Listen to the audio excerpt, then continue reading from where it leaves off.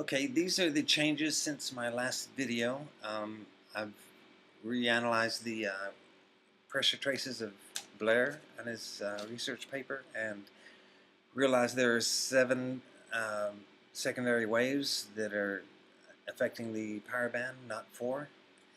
And also realized that the stinger wave is too small to consider, and that's because the area of the stinger cross-sectional area is so much smaller than the area of the belly.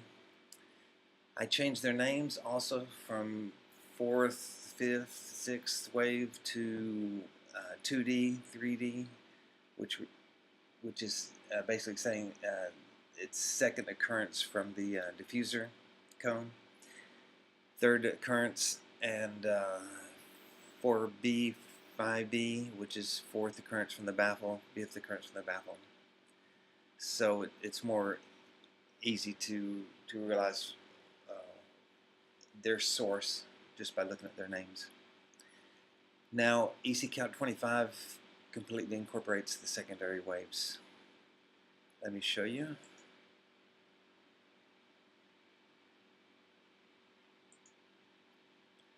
On sheet 1,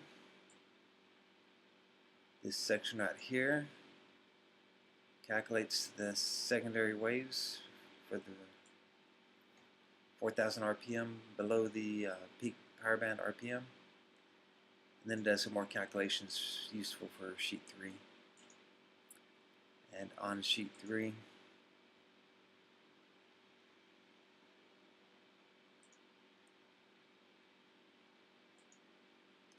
to the right of the top is this section right here, which calculates each of the waves, makes a sum of them, and then sends them on to the part that is used by the waves grapher. And also, right here, you can select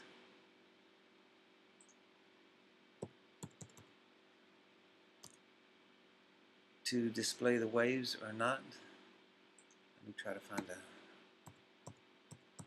RPM where they're obvious. That little quirk right there is because of a wave. So Y for yes, display the secondary waves. No. See the difference? So that change in the waves is incorporated into the power grapher right here. It shows the additional power that the pipe adds to the engine.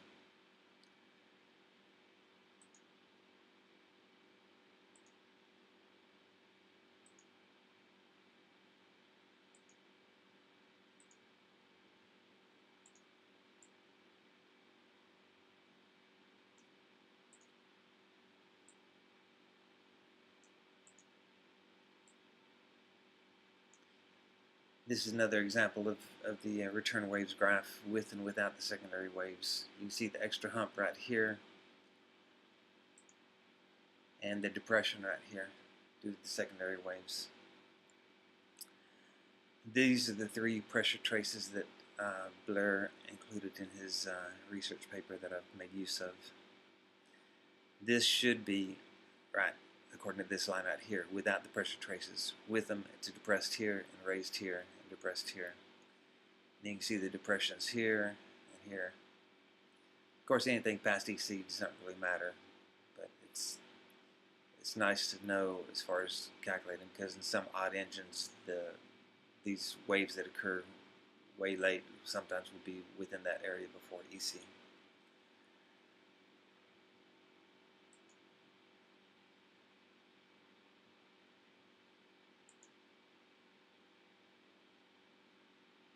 These are 2 important graphs out here.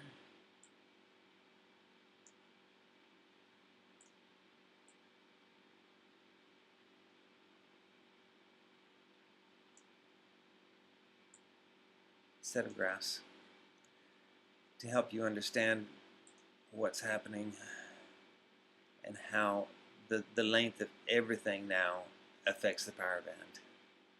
because of the secondary waves.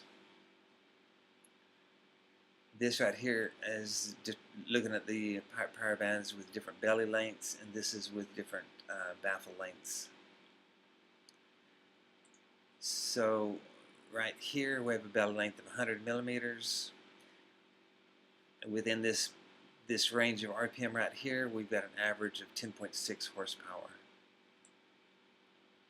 120 millimeters, 10.4. 140, 9.7. 160, 8.9. 180, 8.4. But if you look at it, the actual usable part of it gets wider and wider and wider with the longer belly. Peak power goes down, but power band increases its RPM range. So it depends upon what you're looking for, and also how much RPM you've got within a from one shift to the next, which you can calculate right here in EC Calc. If you put in the final ratios over here, it will show you the RPM range used in each gear. For example, this is from a 250, and in third gear it uses 1942 RPM from one shift to the next, which is from second, the beginning of, from the upshift into third to the end of the power band in third. And normally the amount goes down as you get into the higher gears, but I usually look at what's required in third gear. So in this case, a 250, and that's typical. Down here, 250, 1700, 500 is 1500, 125 is 1900, 65 cc is 2200. These are just kind of average RPM ranges. You have to figure it out for yourself exactly what it is. And you start to feel the power band come on from the very beginning, but it's not really very useful until about right here. And then when you start dropping off from the power band is usually when you upshift, probably about halfway down, but it depends upon the size of the engine also. So you look from this point to over here to determine what the RPM range of this power band, and then you look at what you actually need, and then maybe add 500 RPM onto that to give you some leeway. And that's how you go about what you need. You try pipe design, you see what it does, you look at how its width compares to what you actually need, and then you make changes from there. If it's a lot more, you could shorten the baffle or the belly and bring that peak up and make it more narrow here. This is showing the difference in baffle lengths. 230 millimeter long baffle gives an average of 9.2 horsepower. 200 gives 10.3. 170 gives 11.6, and 140 gives 13.6. But if you consider the usable power anything above 5 horsepower, this one gives a range of 2400 RPM. This one gives 2600 RPM. This one gives 2700 RPM. And this gives 2800 RPM. And like I said before, it really depends upon your gearbox, because a bike is not just all engine, it's engine, gearbox. Your gearing is very important. And the power band has to match what that gearing is. Now here on the right is the pipe power bands with different diffuser lengths. This first one is 280 millimeters long with an average of 11.7 horsepower. The second was 300 millimeters, average 10.7 horsepower. 320 millimeters, 12.2 horsepower. 340, 11.2 horsepower. And 360 at 6.7. So what you see happening here is the horsepower increasing as you increase the diffuser length up to an optimal of 320. And this is due to the secondary waves, in this case, becoming helpful to the pipe power. And then it starts to drop off in horsepower. So I need to do more testing, but I'm thinking it has to do with the percentage of the start of the diffuser wave. Let me show you.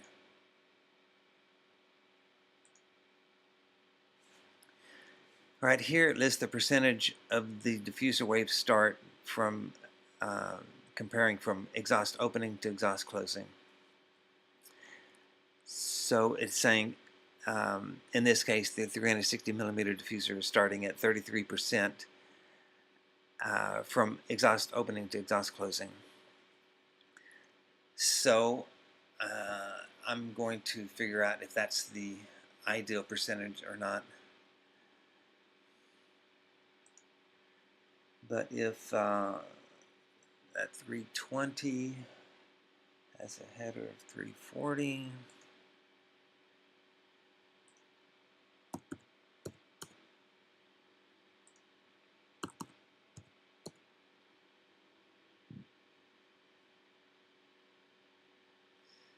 okay. It's interesting to note that the diffuser wave starts a little bit after the end of the exhaust trailer. Okay, so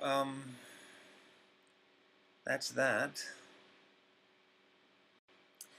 Now the $10 million question is what to do with these three lengths: diffuser, belly, and baffle. I would suggest at this point first finding out what your RPM range is according to your gearbox and what gears you most often use. Maybe add 500 RPM to that and then go from there. So like if a bike needs 1900 RPM in third gear, 500 plus that is 2400. So looking at the belly lengths here,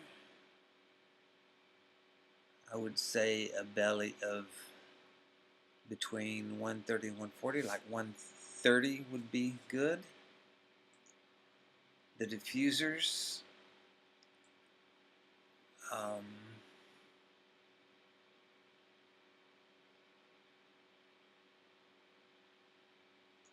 probably between these two, 310. And the baffle,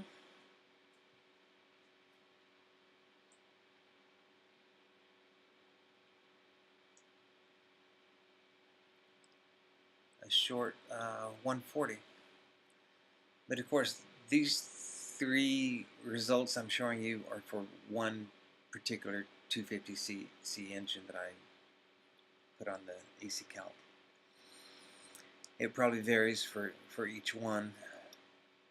So I'm going to eventually make recommendations for each engine size, and then you can start from there and then make your varied lengths to do your own testing to come up with your own unique combination to see what's to to achieve the best result for your engine.